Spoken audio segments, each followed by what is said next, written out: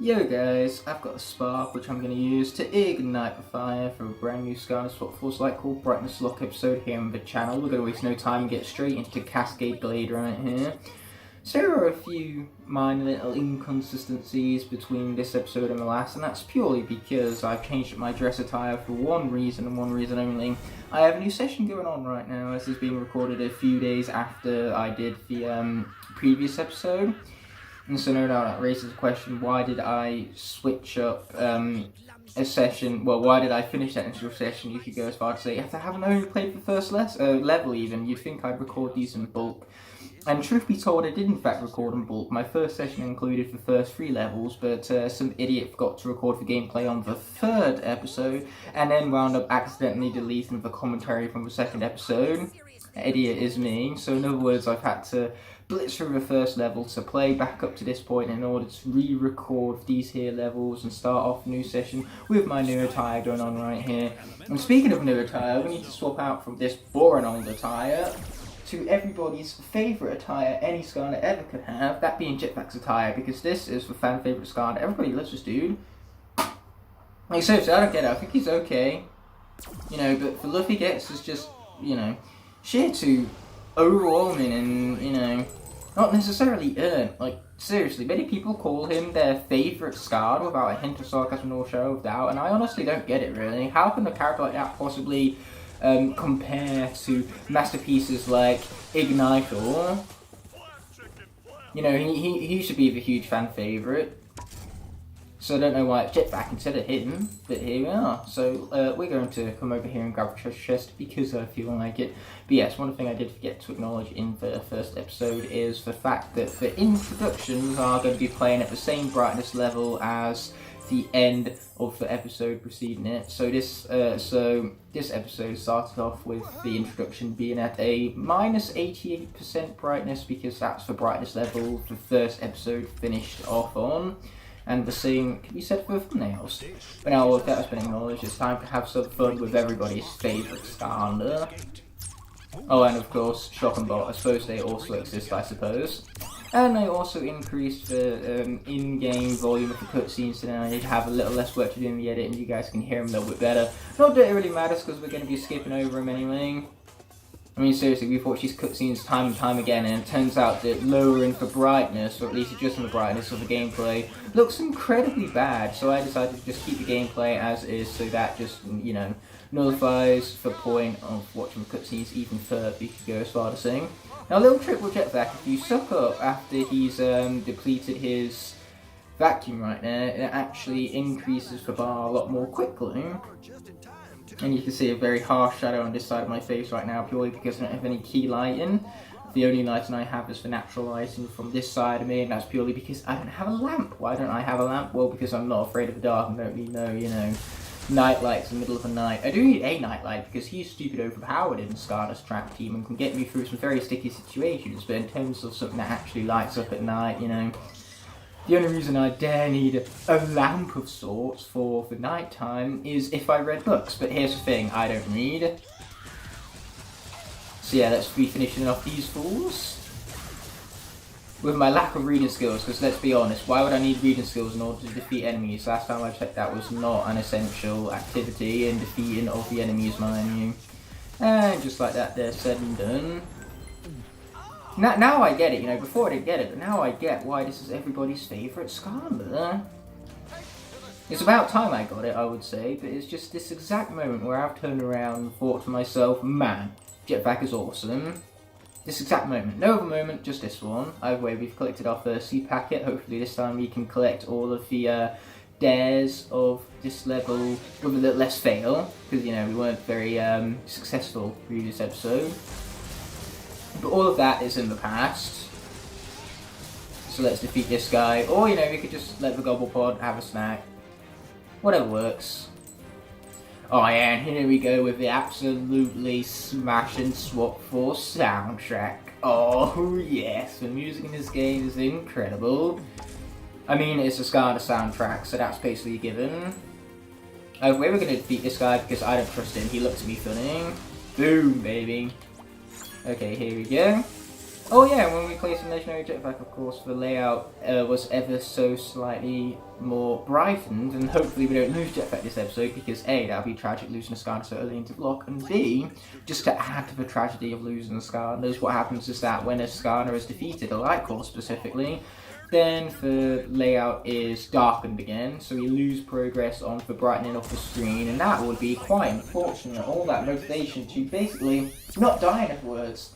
Where it's time to bring in Bubbleglass, since it's time for the Swap Force representative to be brought out, and the Swap Force representative of the life element is Bubbleglass, which basically means that the enemies, they're dead before I even approach them. This guy's just too broken, they don't stand a chance. I feel sorry for this absolute humiliation I'm about to go through right now. Like, seriously, look at that. This is neither mode we're talking about here, and Bubbleglass absolutely annihilates. Yeah, when I said I could probably beat this Locke with Robot, Smolder Dash, Bubbleblast, and Smolder Dash alone, I wasn't lying. No doubt I could. Did I say Skylander twice? I probably did. I probably said Smolder Dash twice, but hey, there's nothing wrong with saying Smolder Dash twice because that just emphasizes her overall awesomeness. And hey, there's an enemy introduction here that I was about to say we can press the best button of the video game and skip it, but we can't actually do that whatsoever. You know, this game is just full to the brim with deep stew, so we gotta be skipping it as much as possible. Oh, boom, there goes that guy. I almost feel sorry for taking him down, but almost doesn't count now, does it? Okay, wait, this guy to attack. Ha! He made that very foolish mistake, and that foolish mistake being an attack, and of course, what else would I mean by foolish mistake now, right? Either way, I believe we missed a seed packet down here, so I don't want to be proceeding onto the path of failure so shortly after I said that that's exactly what we should try to avoid. Or who knows, perhaps it's my destiny to fail, and one only meets their destiny on the path they take to avoid it. One often meets his destiny on the road he takes to avoid it. Yes, I did in fact remember the seed packet. Bet you guys were yelling at the screen for a moment there. You was yelling, "Ignite, ignite, don't miss the darn seed packet. It's back there. What are you doing? Go back and get it, you fool." And I sincerely hope that you were doing exactly that, because if someone walked in on you yelling at your screen, and that's awfully hilarious, granted I'm not going to get a laugh out of it, because I can't see you watching this right now. You know, it's not exactly quite a 4D experience, not yet, and even then, in 4D, it's not exactly like the people you're watching can watch you back. I don't think that's not how 4D works. 4D just increases your feeling of the film, so you can be given certain feelings or smells, basically hook you in the film further. You know, 4D can splash you with water or air, it rocks your seats, everything's in 3D, and you are given smells. So, in other words, 4D is pretty insane, but it's a very limited experience. Not many films offer up 4D, and even fewer do now, considering that all of the movie theatres are closed due to a certain pandemic. But still, though, the few films I have seen in 4D I've had a good time with. And yes, going back to the joke at hand, the joke is you, yelling at your screen, and someone walking in on you, yelling at your screen and thinking, what is this fool doing? That's a joke. Haha, very funny. Now laugh at my joke. I see you not laughing. Laugh at it already. Either way, we're going to complete this Locke puzzle first and foremost. We're going up. Actually, we're not doing much going up. We're just going from side to side, it seems. Okay, there you go. Just like that, we spad ran that there puzzle. And we even collected some gold for our troubles, don't mind if we do. Either way, we've got to go back through this entire platforming scenario where the game has taken advantage of the fact that the world of Skylanders has been introduced to the jump button. Yes, would you imagine that? I actually have to press the jump button that was added to this game in order to advance through the platforming sections where the jump button is required. Who saw that one come in? It's almost like they took advantage of a new mechanic that they introduced into this game. Because hey, what's the point in having a jump button if the developers are never going to use it for any platforming now, right? And it makes the platforming in this game a lot more, well, better. I was about to say good, but that'll make less grammatical sense. And what makes it better is the fact that you have more control over your jumps. You know, you have drop shadows, you fall slower, you can adjust yourself mid-jump a lot easier. So yes, the jumping mechanics in this game are very fun. I enjoy the utilization of a jump button and the fact that now it's much more easier to dodge attacks because of it. You know, attacks swinging at you, just jump over it. It'd be pretty neat like that. Anyway, I could speak to that guy right now, but all he has for us is Dupe Stew, so we're not interested. And hey, it does feel good to go back to the Trap Team Core inversion memes, I must admit. Oh wait, up we pop, just like that. Yeah, this guy, total beast right here. Yeah, my apologies if my commentary seems a little off at points. It's mostly because I can barely hear myself speak with this headset on, so that's no doubt why I wound up repeating the character when I was listing off characters that are broken in this lock earlier. Or I didn't, and I'm just, you know, thinking that I repeated the character's name when I really didn't. Either way, I'm sure it's quite a hilarious situation I put myself in. You know, nothing better than someone hearing themselves, or at least thinking that they hear themselves, are completely wrong. So now we get to swap out for the Giant's magical representative, which is of course Pop Fizz. An actual fan favourite, unlike the previously played as Jetpack. Like seriously, you will struggle to find someone who doesn't like this character. And really, you couldn't blame those people who love this guy. I mean, he's really, really fun. Okay, let's get this guy because I feel like it. Oh, he swung and he missed. Haha. That's what we like to see. Enemies trying to attack me and failing miserably. What they should do is they should go home and really rethink their lives. You want to go home and rethink your life? I want to go home and rethink my life. You know, Obi-Wan definitely had it right with his abilities of the Force. Anyway, Star Wars memes aside, it's sure it's a good thing there isn't any sand around because I've heard that Anakin isn't the biggest fan, but there will be plenty of sand later on. There's 4 entire levels in this game, technically speaking, dedicated to sand and desserts. Oh man, I could really go for dessert right now. A good little chocolate fondue. I don't actually know what chocolate fondue is, I just know that fondue is a fancy word, so I'm going to go with it all the same. Ouch, I just took a nasty hit to the face. But this is fine. You know what, I took another hit to the face and it's still just fine, is what it is. But I do need to take out that guy before he continues hitting me in the face. Oh hey, you gave me a pizza, thank you very much, that was much appreciated. Now we're going to kill all of his friends and not feel any guilt whatsoever. Oh wait, this was quite a long ordeal and it was all for a fucking seed packet in the end. Worth it, 100%. Without a hint of sarcasm or shadow of doubt. So we could go collect that gold right now, but you know, for once I don't want to. Actually, now that I think about it, I don't want to do a lot of things. Like Deep Stew especially. Deep Stew, I am an avid member of the opposition of Deep Stew. Like seriously, if I could make Deep Stew illegal I would, because I hate it. I hate it so much.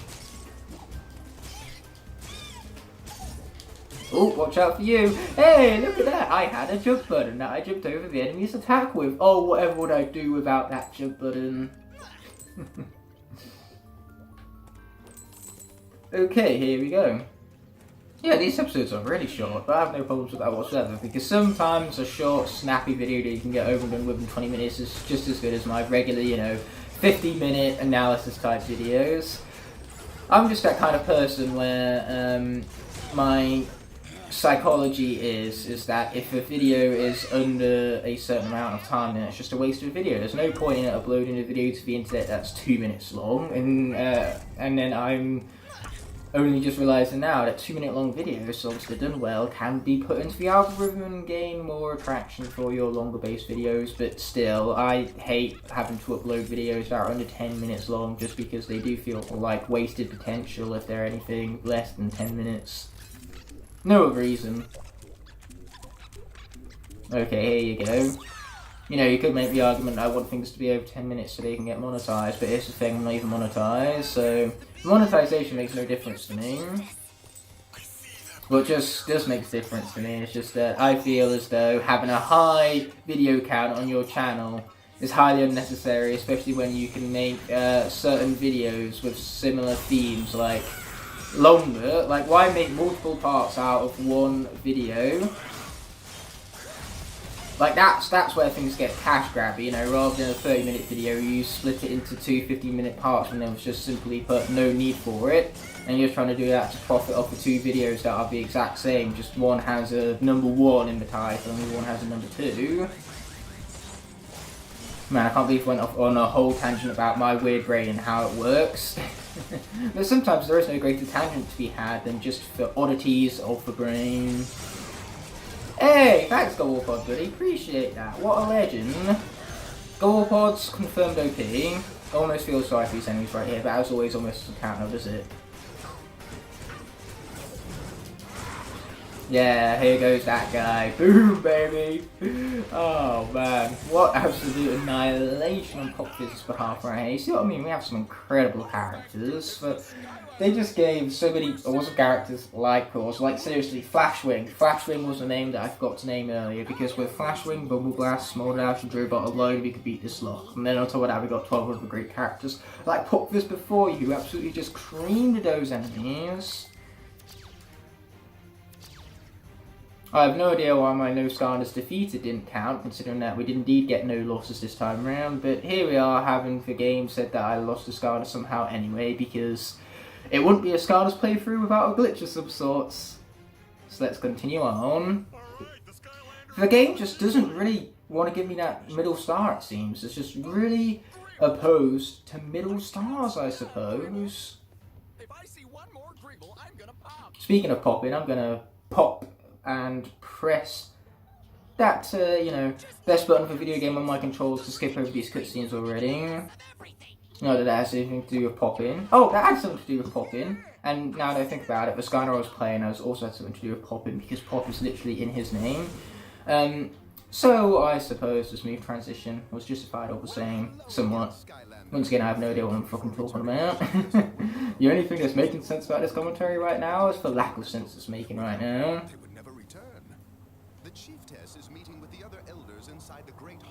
Chiefess, make your mind up, because the dialogue box says it's one word, but the way Doofus Rufus pronounced it was like it was 2 words, because he said chief and then Tess. It's like, make your mind up, is it 1 word or is it 2 games? Is that too much to ask? Ooh, a shop. This is what we want the stars for, because I want charms, because charms aren't cheated whatsoever, and neither are hacks or anything else that give you huge buffs throughout the gameplay. Yeah, by that logic, it would also mean that magic items are illegal, but they're really not. Mostly because these are, like, universal buffs. And what I mean by that is that they occur 100% of the time. They're frequently there, and you have to pay for them, you know. It's a reward for collecting gold and treasure and collectibles and all that. However, magic items, you can just place in the portal and they last shortly, and they give you such a massive buff that it practically is cheating. So therefore, you know, we can raise this debate all you want. Magic items and charms are not the same thing. Even though they are, and I'm just trying poorly to justify my utilization of charms throughout the game. Now we need some of those leaves over there to accessorize the roof situation. But hey, even the word cheating in and of itself, its definition is subjective. So yeah, no matter how you spin it, cheating is subjective. And you just shouldn't do it, because anything subjective and controversial is just a big no-no. You know, if you have a choice between being not controversial and being controversial, be as not controversial as possible. Be boring. Be dull. Be... I was about to say stupid, but that's the complete opposite of stupid. You're being smart for being so uncontroversial, mind you. Now is a big, fancy sign. Advertising is everything in this business. Yeah, sometimes I question my own commentary choices, but so long as it's charismatic enough, and that's all I care about, and I would like to think of myself as pretty charismatic. I mean, you're watching this video, aren't you? So clearly I've done something right. And I appreciate that. I really appreciate all of users' time, because time is very valuable. It's not infinite, you know, everyone's time comes to an end. So the fact that you want to spend something as precious as time with me is really, really humbling. And I seriously appreciate all of you for spending your time with me. Skylander, now I can finally get this place up and running. Here's a little something for your trouble. A winged sapphire. Ooh, winged sapphires. So note to self, remember to make sure you recorded the gameplay for this here session as well as the commentary, and don't delete it this time. If you're watching this right now, it means I didn't delete it. And items. So now that Tuck's Emporium is open for business, why not come inside and see what we got available? I could do that. This is where you can choose. Hey, look at that! It's the hat that I'm currently wearing. It's almost as if I bought this the first time I recorded this video, and since then, you know, because I started up a new profile to get back to the same point, it's as if I have to buy it again! And hey, speaking of buying stuff, we can't actually buy anything else because it's all locked behind, needing to continue with the story to unlock. And that's a shame because that charm right there, plus 100 maximum health, very useful because that 100 maximum health could be the difference between victory and defeat, especially in those darn turret sections where I'm going to lose more Skylanders than I am anywhere else. She wants to thank you personally at the Great Hollow. It's in that giant verschluppen tree right there in the middle. Who knows? Maybe there's a reward for you. Ooh, rewards. I like rewards. Okay, here we go. It's time to talk to the chiefess, or chiefess, because the game can't make its mind up. And there's nothing more glorious in a game that can't make its mind up. And speaking of my mind being up, my mind is set on beating this, even though what I just said right there had no sort of way to transition into one another whatsoever. But here I am attempting to do so anyway. Okay, here you go. This time we're actually going to collect the sparks. We might as well. You know, we literally did this puzzle already, but that's just whatever at this point. You know, if we're going to do the same puzzle all over again for the sake of the gold, we might as well get as much gold as possible, is what I'm trying to go as far to say here. Okay, here we go. Make a little tower out of the two jello blocks, because that's what they look like. I'm not sure if that's intentional or not, but they do just remind me of that jello right there. Or, to be British about it, jelly, because we call it jelly here in Britain, but you Americans call it jello. So, just for the sake of ease, that's what I called it for that mere moment in my commentary right now. I don't expect that kind of luxury often because I am a Brit through and through, so therefore I will be as British as possible and avoid all of the American jazz that you came up with. Like seriously, if you're going to speak English, speak English. Because hey, Jello is not English. That's American, and that's not English. I'm saying all of this despite the fact that my American audience I have a lot of respect for, considering that it's like 80% of you.